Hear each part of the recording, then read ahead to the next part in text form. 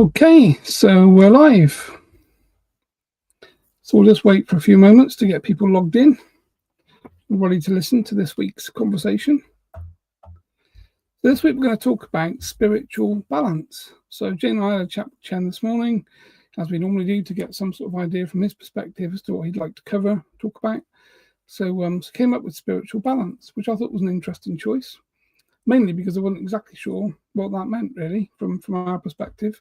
So a little chat about what spiritual balance means from Chen's perspective, and then of course how that kind of maps in to our perspective as well. So we'll just give it a few moments to get some people logged in. Jane's going to do a sound check, hopefully, to make sure the sound is good. I'm a minute early, normally 8 minutes late. Yeah, exactly. Yeah, so we've done well this week.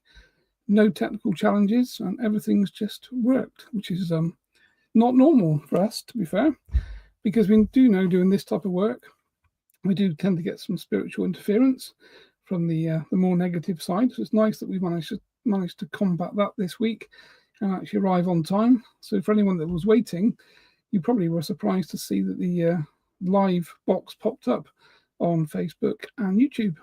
So hi to Connie, good to see you, Connie, or good to have you here. Can't see you, of course, but good that you're here to listen. So anyone that's got questions, please call them out in the chat. It also would be good if you guys could put where you're from, actually. I know lots of people go through these conversations on YouTube and Facebook afterwards in catch-up mode. So effectively, it'll be good if you put where you're from, then people can actually get to see the locations of people that are here on the live chat, and obviously for those that do that in catch-up as well, which will be good. So sound is good, which is cool. Okay, so this week we're talking about spiritual balance. Spiritual balance. So what does that kind of mean to you, really?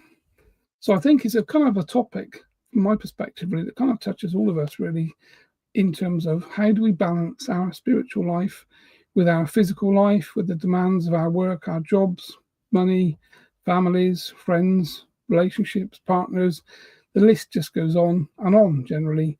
And I think it's becoming harder in this kind of world that we're in to find sort of stillness and some sort of balance and that kind of inner space where our mind can rest. And I know Jane and I were talking about some of our clients the other day, and we sort of going through some of the challenges that different people have to go through. And some of the things that we read, it is quite difficult to read people's lives and the things that they're having struggles with and challenges with, and whether those problems are a spiritually based problem or whether that is something else in their life. And of course, as we know, our whole kind of work is around spiritual intrusion, spiritual negativity, spiritual interference. So for people that have challenges and difficulties in their life and doesn't have a spiritual source, then obviously the work that we do really doesn't influence that particularly. Although, of course, many people in our lives can be being influenced by the negative side, and that is where that negative interference is coming in from, that then kind of overlaps into your life and your family's life and your friends' lives, partners' lives. And this is where we're looking to the point that we need to think about spiritual sovereignty and how we find our own spiritual sovereignty. And then once we find it, how we maintain that. And spiritual sovereignty does come from that balance perspective, really, that we have to learn to balance our life from a physical perspective and, of course, from a spiritual perspective too.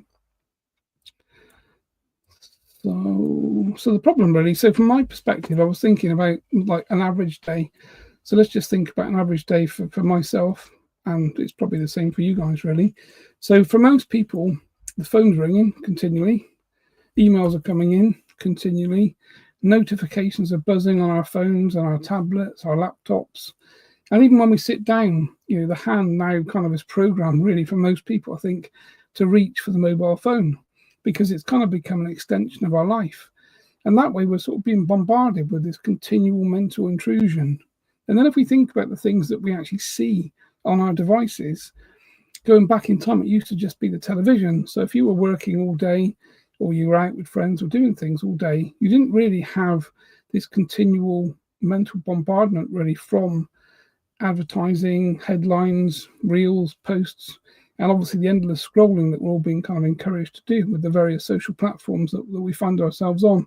So in the old world, we'd be out at work, we'd do things, we'd meet some friends, we'd play football, we'd do all sorts of things, and then we'd come home. And when we came home, we generally turned the television on at night. So TV was a nighttime activity where we sit down after we'd had sort of an evening meal with our wives, husbands, families, friends, people. So the TV was this thing that we would come and sit down to relax, really. And then we, of course, we would still be bombarded with advertising and headlines and the news, which obviously we know is a particularly negative media stream. But that was a small amount of our day. So if we think about the hours that we would watch TV, if we rewind maybe 10, 15 years ago, you're probably talking from 6 p.m. until 10 p.m. So maybe 4 hours of our day, we'd actually be watching TV connected to technology. Whereas now most people wake up probably 7, 8 o'clock in the morning. First thing you do is turn your phone on, look at your phone. You see this big stream of notifications that have happened on social media. Then you go to your email, especially if your phone is a work device, as ours is. So we're looking at emails that are coming in from clients. We're looking at calendars and appointments that are booked during the day. And obviously we've got our own calendar booking system and things as well. So the phone is this kind of extension of our work. So literally from the minute we wake up, that carries on all day. And then certainly in our case, work doesn't tend to end that quickly. So by the time we've had tea, 6 p.m. at night maybe, we're still working. Jane's in her room, she's doing her work. I'm upstairs in my office doing my things. So again, by the time we actually make it downstairs, it's normally sort of 8, 9 o'clock at night. So from sort of 8 o'clock in the morning to, if we said 8 p.m., there's a 12-hour per day time window there where we're continually connected to technology. We're continually working. We're continually thinking about work. We're being kind of advertised to through social media and through headlines and advertising. And again, quite a lot of our work is on social media, so it is a platform that we need to use. But if you look at the time, so if we say 8 hours a day, we're connected to phones and technology, and then we sort of fast forward that into a week, that's kind of 40 hours of the working week. And then if you add in weekends, maybe 4 or 5 hours again, you're probably looking at 50 hours a week that we're now connected to technology, compared to 4 hours a night watching TV in the old world. So the time is huge. And of course, this bombardment from technology doesn't just really eat our time. It also contributes to our stress and anxiety. And I think, and Jane and I were talking about this earlier, and Chen certainly agrees, that we think that the rising wave of mental health struggles that we see across the world is down to this bombardment, really, from technology, from notifications, posts, headlines, the endless scrolling that we're doing. And our spirit doesn't really have a quiet time anymore. Our spirit, I think, is asking for a pause. But the environment is now louder than ever. And if you look at children, 5, 6-year-old children, you see them sat in the supermarket with phones, and they're watching TV and they're watching YouTube, and they're generally using a phone at 5 years old. So again, there is no kind of cut-off time anymore as to when does this technology stop and our spirit get time to breathe and take a breath out and find a bit of peace and a bit of relaxation. And, again, when we used to go for walks in the woods, or we'd go and walk outside, or we'd sit in the garden, you don't see people sat in the gardens anymore. We live on quite a busy estate, and it's very infrequently that we ever see people around us that are sort of in the garden doing what we would call kind of normal relaxation things. Most people are inside watching devices, TVs, and of course children and older people are playing games. So again, games are very have taken over the kind of bedroom for a lot of people. And then we think about people that are having sleep problems. Well, if you're watching TV and you're playing games until the minute you go to sleep, your brain's still turned on. There has been no kind of downtime. And if there's no downtime, then of course your mind and certainly the conscious part of you is still in that very awakened state. So you're not really putting yourself in a space to go to sleep because you haven't wound down and kind of chilled out and just turned everything off. We know that if we read a book, I know for me anyway, if I read a book, generally I get kind of 10, 15 minutes in, my eyes start to come down, and generally the book drops onto my lap more often than not, basically. So we know that book reading, the old ways of doing things, were really good to help with sleep and with rest and find that kind of de-stressing time. But again, people are now moving to kind of devices to read things, and there is this continual kind of excitement over technology for most people. So we go back to the 80s. There was no mobile phones in pockets. There were no constant alerts or instant replies. if you wanted to call someone, you used the house phone. And I guess for anyone younger listening to this podcast, or people that listen to this in catch up, if you're of a certain age, you've probably never seen a house phone that's actually connected to a wire. And these are the things that we used to use. There was one phone in the house, and generally your parents didn't want you using it anyway because the phone bill was quite big. So, you'd have to kind of get your friends or arrange a time for people to ring you, and you take it in turns to kind of use the house phone. So it seems funny now talking about it when we think that we've all got mobile phones, and the mobile phone is basically a mobile computer that's in our pocket that does everything. But in the old world, you would sit on the stairs and wait for the house phone to ring, which would be your friends, and you basically get a few minutes to talk to them, and then you arrange something, and that would kind of be that, really. So there were kind of natural rest periods for the mind built into our everyday life. Reading books, watching the favourite TV programme, again, sharing the TV with your family. I remember in our house when I was younger, there was only one TV, which was kind of in the lounge. And, parents obviously had the kind of the opportunity to watch it. They would decide what we were watching, and then if we didn't want to watch it, we'd go out and play and do other things, or I'd go out in the car or put music on or something upstairs. But, again, everyone now has a TV in every room of the house, or a PlayStation, a games console. So everyone is completely engaged and connected to technology. And therefore, the mind is just being kind of bombarded with this continual egotistical aspect of keeping you working effectively. So the ego is continually driving you to basically binge watch rather than sit quiet and just sit down. And I think more importantly, social media really, or social connection used to be face to face. You'd go into a cafe, you'd go into a pub or a park, and you'd see people actually talking to each other. Whereas nowadays, there's no eye contact at all. You get onto a train or you go somewhere with public transport, and people are sat down with their heads down in their phones. Everyone's scrolling and watching and connected to social media, but no one's really talking. So going back in time, those conversations that we had with people when we looked at people and spoke to them in the park, the nervous system had time to rest, and those quiet gaps gave the mind some space to breathe. Whereas now, most people's mind just don't get any space to breathe until we actually go to sleep. And that is if people can sleep, of course, really. So this balance, this spiritual balance that Chen's talking about, so how do we kind of map that? How do we bring back the balance? So I guess it starts with a choice, really. Choosing to stop is the first thing, to put the phone down, to pick up a book, let your mind go into a really good story instead of 1,000 mindless scrolling feeds. To walk outside without our earbuds in and headphones in and just listen to nature, listen to the birds, try to connect back to the planet, to Mother Earth and to the environment that we live in. Again, you see people outside, they leave the house, they can't do anything without earbuds going in, and they're listening to music or they're listening to podcasts. But again, the mind needs some quiet, really. Talk to someone when you're in a queue, if you're in a coffee shop, on a train, some real human connection instead of this endless mindless scrolling that we've sort of been accustomed to do. So I think spiritual balance really isn't about cutting us off from the world. It's about trying to carve the time to reconnect with ourselves in other meaningful ways. It's kind of about saying no to this continual, constant intrusion, and yes to quiet stillness and a place that we can find ourselves. Because we all know that from a spiritual perspective, if we're on a spiritual path, we use meditation and things like that, basically to find the peace. If we want to speak to our spirit guides and our guidance and our spiritual team that are around us all the time, we can't do that if our mind is continually being hijacked by technology. We need to stop. We need to sit down or lie down. We need to find ourselves in a place that we can breathe and then find that connection back to spirit. And I think really from my perspective, I think this is kind of part of this sort of technocratic evolution that we're being sort of pushed and pushed and pushed. And it's almost like battery hens, really. You think of the old hens that used to run around the garden and they'd pick up the slugs and the worms, and they were just kind of organic hens, basically, that would lay us eggs.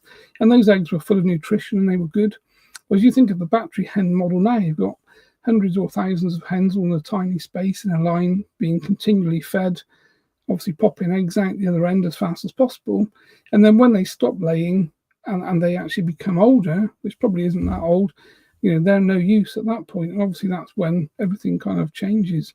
And I think we're almost the same. I think we're being sort of drip fed this continual connection to technology to kind of push us down the route, because effectively that's what we kind of are. We become a commodity to this sort of technocratic society. And the balance that Chen's talking about is us finding a way out of that technology during the day, every day, as part of our normal life. So where we find, set an alarm on our phone, the alarm goes off, put the phone down, go and do something else for 20 minutes, half an hour, find a good book. So go to the bookshop.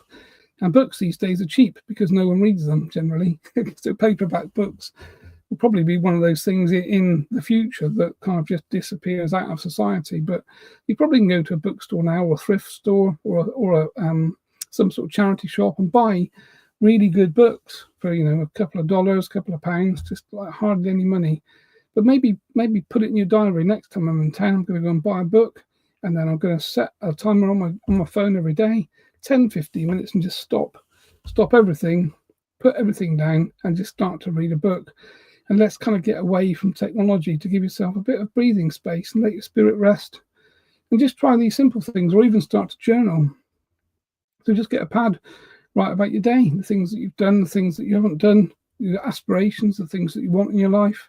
Again, we used to write with our hands and connect us to paper, and that would kind of give our mind time to think about what we wanted. But again, this kind of continual focus on technology and AI and kind of voice activated everything, again, it's speeding things up. So our mind is continually in this very speeded up state, I think. And I think this is part of the problem with the kind of mental health crisis that we see.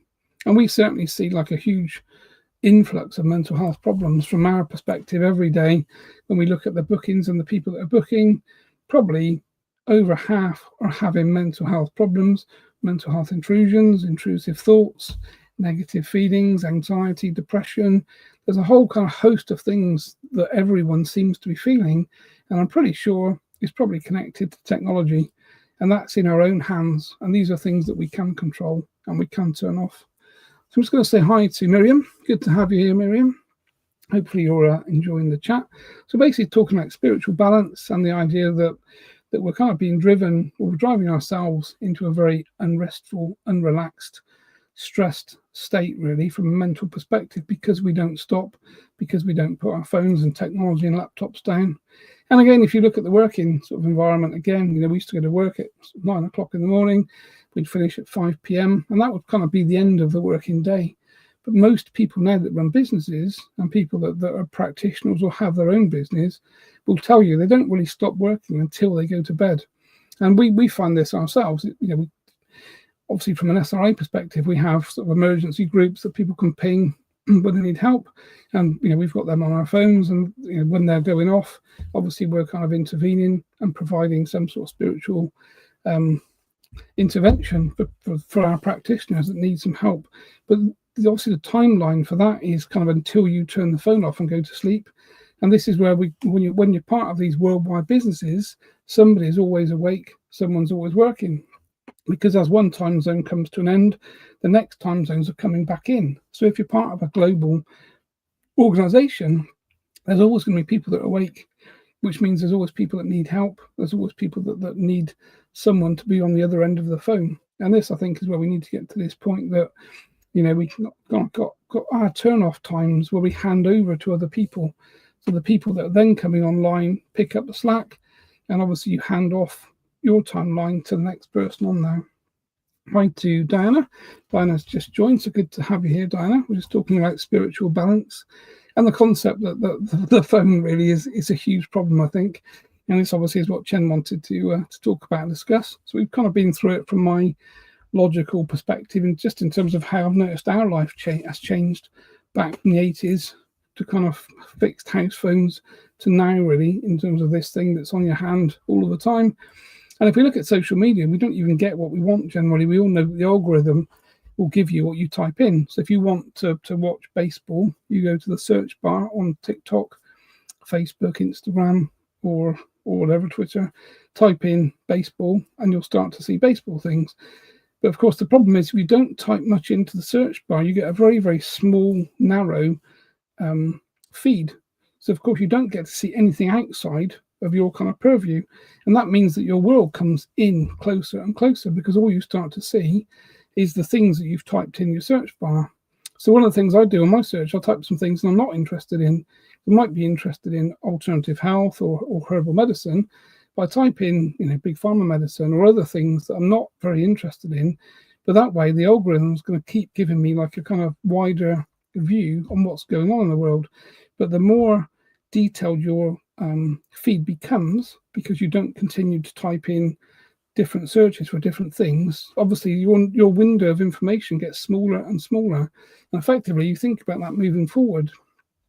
Obviously, for our children that are coming up, they won't have much understanding of anything to do with anything outside of their own interest level. So whatever they're interested in is what they have typed into social media search algorithms.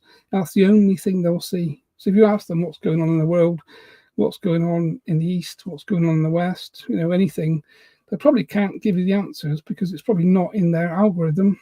And these algorithms, I think, are quite dangerous from an AI perspective, because they are going to disconnect us from each other. If we're into one religion, then we don't want to see other religions and what they're talking about and what they're doing. But of course, this means it kind of polarizes people and divides everyone, because again, you're just being put into your own group with your own people.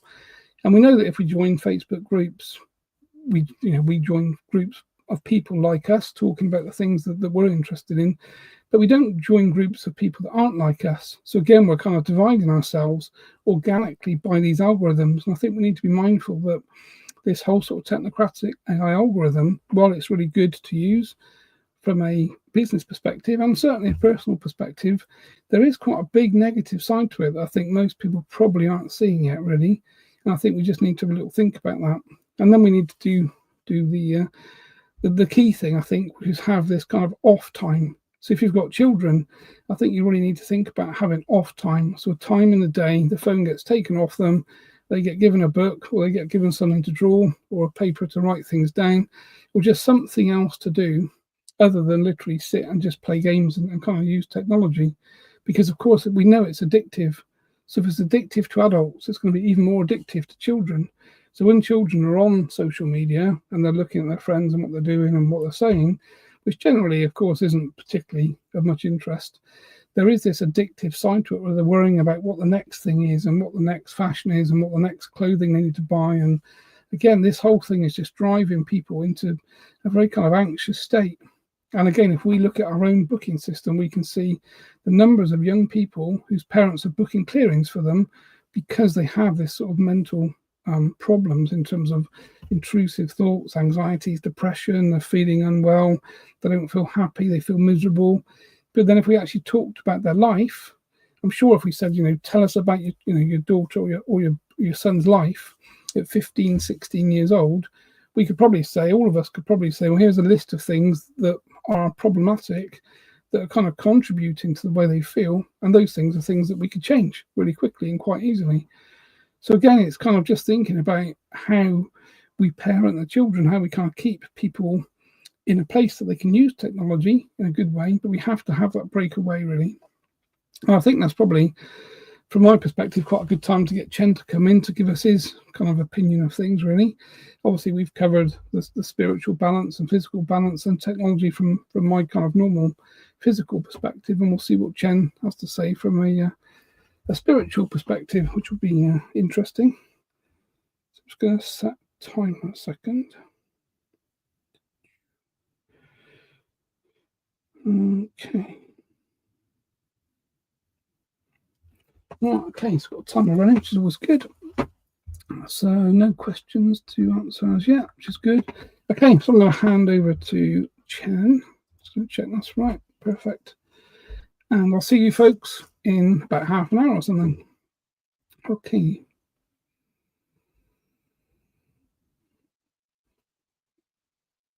Good day to you all.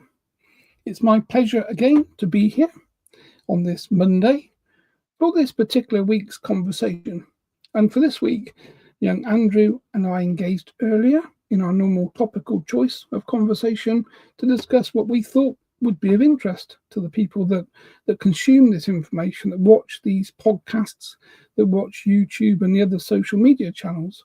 So, of course, I thought to myself, looking at the problems that we have, or the people that are presenting as clients to us on a daily basis with problems, the biggest problem that we read, and young Andrew quite rightly has said, when you read the content of the booking summary, the word anxiety stands out, the word stress stands out, the word mental health, intrusion, stands out.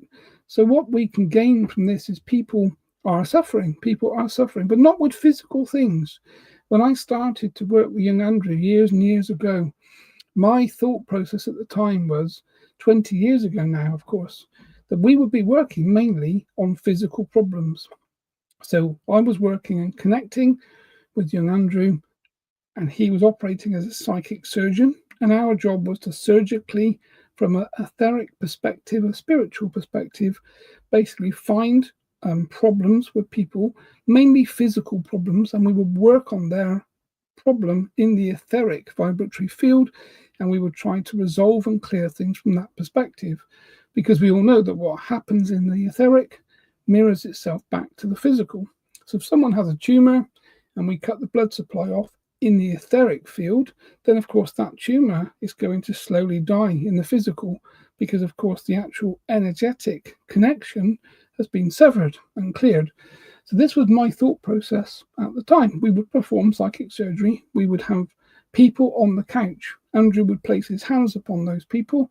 I would come in and take over from a trance perspective, and then we would perform what we termed as spiritual psychic surgery on those people. And of course, that was what used to happen. But what we started to find was more and more people presented with a different type of spiritual problem. The spiritual problem they had was negative intrusion. So they had things connected to them that were causing these problems. So it wasn't the physical tumors, the physical issues that we were addressing.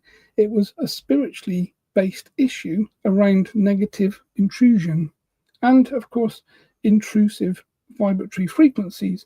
So we weren't just talking about spiritual entities or discarnate spirit, earthbounds. We were talking about a host of other things that we found and realized cause a lot of the problems.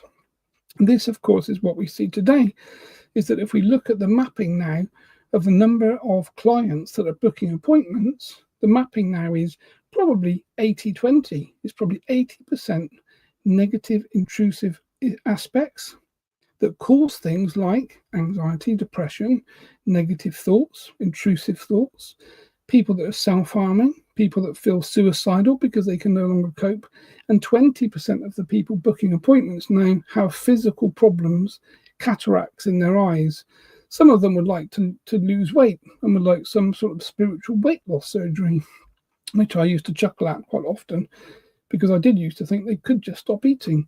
But obviously that's a more flippant way to look at the problem, really. But you can see the biggest problem that we have today as a spiritual practitioner in this field. And I know that there are other practitioners here from the Spirit Release Academy, so you're listening and hearing the same thing, I am sure. The majority of people are booking and spending money on appointments is because of negative intrusive aspects from a mental perspective. So they wake up, they feel off, they have intrusive thoughts, they don't feel right in themselves, they're not grounded, they feel angry all the time, they're anxious, they have to do things, they have to talk to people, they have to go to work and connect with someone and do new things, and then they feel this level of anxiety come over them, which then leads to depression. So now they come home, they're feeling depressed all of the time. But of course, what's the anchor? The anchor is technology. So remove technology from someone's hand, put them on a desert island with coconuts and some swimwear and a snorkel, and I could guarantee within a few weeks they'll be sat there feeling very happy with themselves, very grateful to be on a lovely holiday. But without technology, they're not being driven by this continual need to process information, to scroll endlessly, as young Andrew said earlier, about nothing. Because if you look at your social media feeds, most of you if I had to ask you, what have you seen today that's been positive and augmented your life today, most of you would probably say nothing at all. And if I said to you, how do you feel after a day? By the time your bedtime comes and you've been scrolling social media, using your phone, emails, all of the things that interact with you, how do you feel? Most of you would probably say tired and burnt out, but you don't feel happy, you don't feel grateful, and you don't feel positive. And the reasons is because you can't feel those things, because the mind is running continually and being driven continually by some other source. So when you think about how social media works, you don't choose what you're going to see. It continually gives you another video, another reel, another thing to watch, another post. It used to be fun, I'm sure, going back in time when you found out what your friends were doing. People in your acquaintance circle may have been uploading photos of their weekend, of a barbecue, of a holiday. But have you noticed it's all changed? It's all now about money, advertising, and driving. These algorithms are driving people into a very, very negative place because you're always expecting to get something good. I'm sure you're expecting to get a good reel to watch or something funny next, but very seldom does that happen. And things are only getting worse, really, because, of course, technology is driving people into these very, very negative emotional states. And this is part of the reason that we're here. So I work with young Andrew. Obviously, we run the Spirit Release Academy with young Jono, and of course other people behind the scenes, because the need for help and spiritual intervention to remove and clear a lot of this negativity is getting bigger and bigger. And there are two things really that are happening. One is the technocratic evolution is causing this lack of ambience, this lack of nurturing and sensitive feeling of being consolidated and happy. And on the other side of the coin, of course, you've got people that are trying to turn away from this technocratic revolution and find their way back to peace, to quietness, to happiness. And these generally are spiritual people. So yourselves, the people that listen to this podcast, the people that connect with us, you are the people that are trying to find your way home to spirit, to quiet, to find a place where you're nurtured, you nurture yourself, and you evolve spiritually. Other people are on this technocratic evolution or revolution, you could call it to a certain degree, but it's only taking them into a more and more negative place. And of course, the youngsters are really the target. So all of these youngsters from the age of maybe 7 onwards now have been brought up with mobile phones and technology, PlayStations and games, and they're addicted. They're completely addicted. Like a drug addict is addicted to drugs, they're addicted to technology. If you take it off them, watch what happens. They tend to go berserk, which of course you wouldn't expect for someone that doesn't have an addiction, but they are addicted to their technology. And to find peace and happiness, there has to be spiritual balance. The mind has to have clarity. The spirit needs a rest. When you go to sleep at night and you turn off, your physical body gets a chance to take a breath, to stop. This is when every cell is being replenished. This is when your body is resting and rejuvenating itself. So if your mind is continually spinning with ideas and thoughts and you're waking up and you're tossing and turning from side to side, these are the indicators that your conscious mind has not gone to sleep. The subconscious is fighting the conscious to try and get you into that deeper, protected sleep state where your body can renew itself and you can find yourself rejuvenating. But of course, this for some people doesn't happen. And if you look at why it doesn't happen, we talked about this before last week, about the concepts of sleep. To find sleep, you have to feel protected. You need your back to the cave, as we talked about. You have a fire in front of the cave to give you warmth. So warmth and protection and safety are the key things for sleep. But turning that mind off before you go to sleep is essential for you to get good quality sleep. And for those people that don't sleep, you know that you wake up feeling grouchy and tired. You start to have illnesses and problems because, of course, your body isn't regenerating properly. There's a lot of stress on your body. you start to have issues from a physical perspective.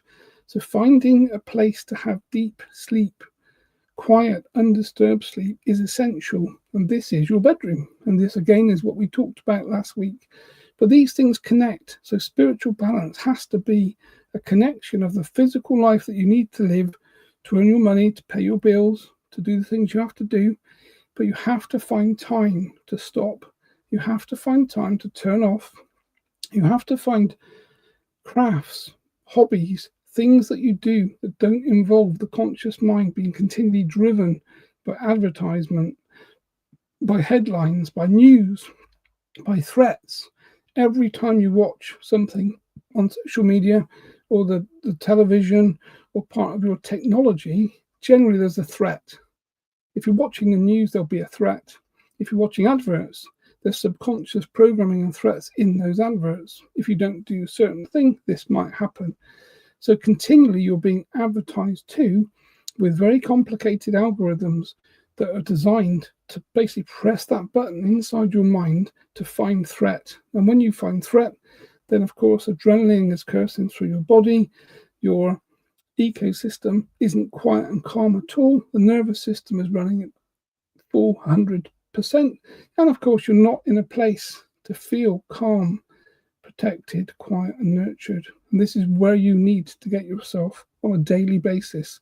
And even if you can only find 10 minutes, people say, I can't find time. Of course you can find time. Everyone can find time if they wish to. It's whether they wish to or not. And before you go to bed, everyone can stop what they're doing 30 minutes before their current bedtime and stop, go and read a book, have a bath, sit and meditate. Do something that doesn't involve being driven from a technological perspective. Turn all of your Wi-Fi off, so all of the children have to go to sleep when you decide. Take down that network in your house that is causing many of these problems, and you'll see your teenagers, your children, and of course your wife, your husband, people around you change. Because once technology is turned off, people can actually surface, see each other, and remember who they are. Because you are a spiritual being living this physical life, and technology is not helpful to the spirit. So that really concludes my conversation today. So hopefully you've enjoyed the conversation, and we would be very interested to hear from you. If you try some of these ideas, make some changes, give things a go for a week, turn the router off, allow your children to have some time to themselves, to remember how to read, how to find their own time, and then let us know what changes and how you feel, because this is the way forward.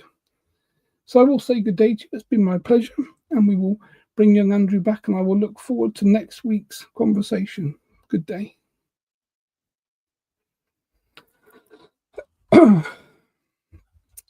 Okay, so I'm back, which is good. Chen's actually on time, which is even better, because we quite like that. Perfect. Okay, so no questions particularly in the chat by the look of it, which is always good. It kind of means that whatever I'm saying, generally people either agree with or don't agree with, one way or the other, but there's no questions there. So what we'll do is we'll round that up for this week, folks, and get that uploaded to the podcast platforms so people can watch and listen to this in catch-up mode. So we'll say good day to you all, and we'll look forward to next Monday. Take care.